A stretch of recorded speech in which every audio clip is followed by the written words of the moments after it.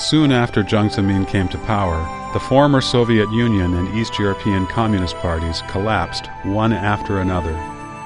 The Communist bloc lost more than half of its territory overnight. The Communist movement was proven indisputably defeated. However, the CCP was not willing to bow out from the stage of history.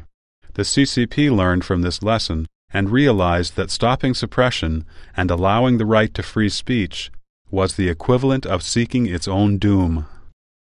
Similarly, Jiang Zemin was not willing to lose the power he now had at hand. He exerted his utmost strength to build up his own so-called third-generation image. He went around to gather inscriptions and to show off, but he was not able to conceal the fear of doom in his heart. Jiang Zemin cried out to eliminate any unstable factors in their embryonic stage, which was just the conclusion he came to in extreme fear.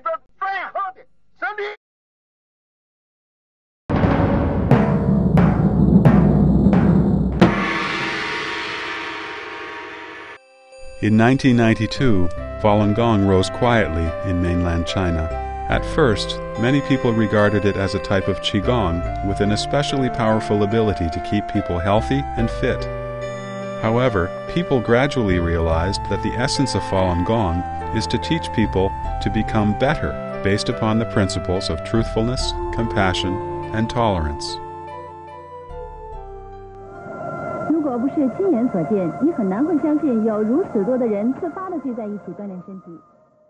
Although the concept of truthfulness, compassion, and tolerance benefits any society and people with no negative effects, the Communist Party had its own methods of belief and mind control. From the day the party seized power, it started to poison and deprive Chinese people's minds in an organized way, which in China is known as being tamed by the tools of the party.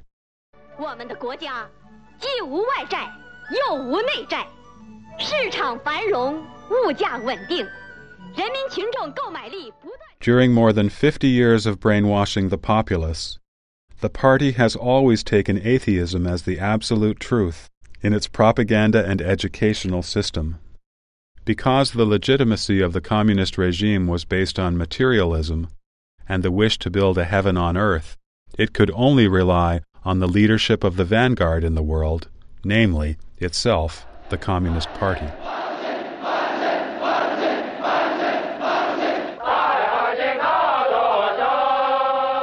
The atheists' propaganda aims to make people believe there is no heaven or hell and no karmic retribution, so that people would no longer be restrained by their conscience. Instead, they would focus on wealth and comfort as being the reality of this world. The weaknesses in human nature could then be manipulated, and intimidation and temptation could be used to control people fully. Meanwhile, the practice of atheism enabled the Communist Party to itself interpret freely what is virtuous and what is good or bad. However, theism gives people an unchanging standard of good and bad. Falun Gong practitioners evaluate right or wrong based on truthfulness, compassion, and tolerance.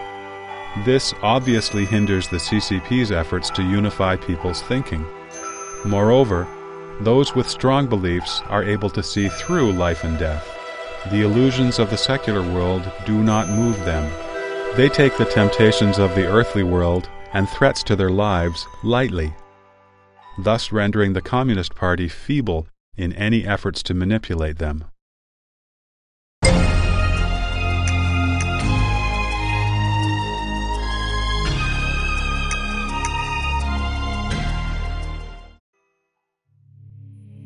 The philosophy that the Communist Party has relied on for its survival, as well as its so-called ideological point of view, are completely opposite to what Falun Gong teaches. Falun Gong promotes truthfulness, including only telling the truth and doing truthful things. However, the genes inherited by the Communist Party are deceit and lies. The party once claimed, "Nothing significant can be accomplished without lying." Falun Gong promotes compassion, including considering others first and being kind to others in all circumstances. But violence is another gene inherited by the party. The party advocates brutal struggle and merciless crackdown. Falun Gong promotes a world outlook of searching inside oneself.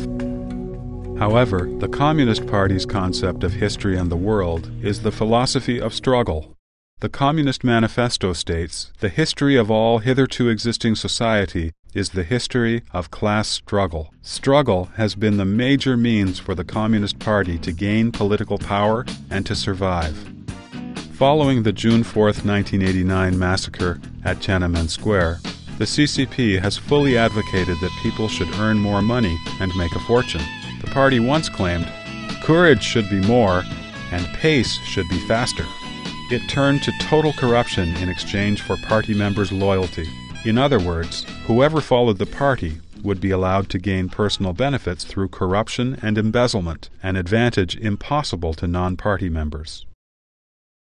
Ever since this time, government officials' profiteering and corruption in real estate and the stock market have run wild in China.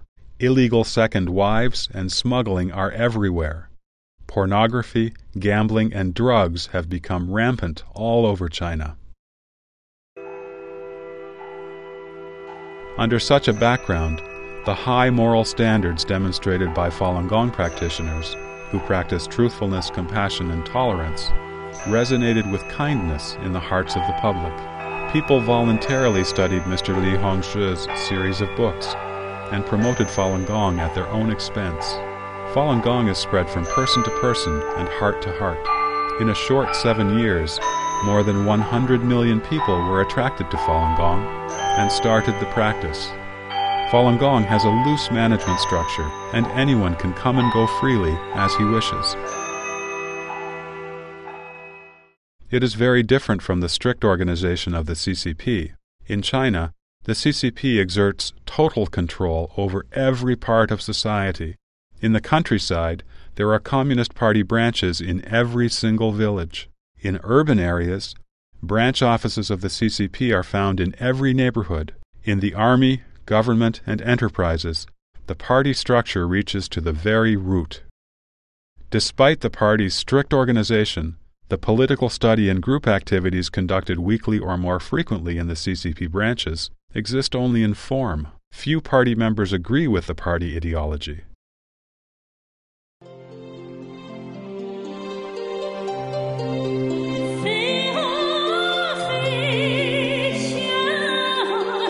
On the contrary, Falun Gong is a mirror of righteousness, which by its very nature reveals all the unrighteousness of the CCP. In fact, what Falun Gong brings to people is a culture and a way of life. It is an ancestral culture and the root of Chinese traditions, which the Chinese people had lost long ago. Once this traditional morality was accepted by the public, nothing could prevent it from flourishing rapidly.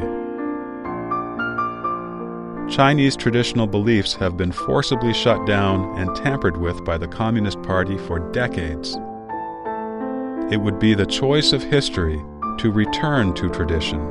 It would be the path of return chosen by the vast majority of people after tribulations and misery. When given such a choice, people can certainly distinguish between right and wrong and are likely to leave wickedness behind. This amounts to a fundamental denial and abandonment of what the Communist Party has promoted. 今天一大早，上海体育中心人头攒动，本市近万名爱好法轮大法的练功者汇聚一处，进行推广表演。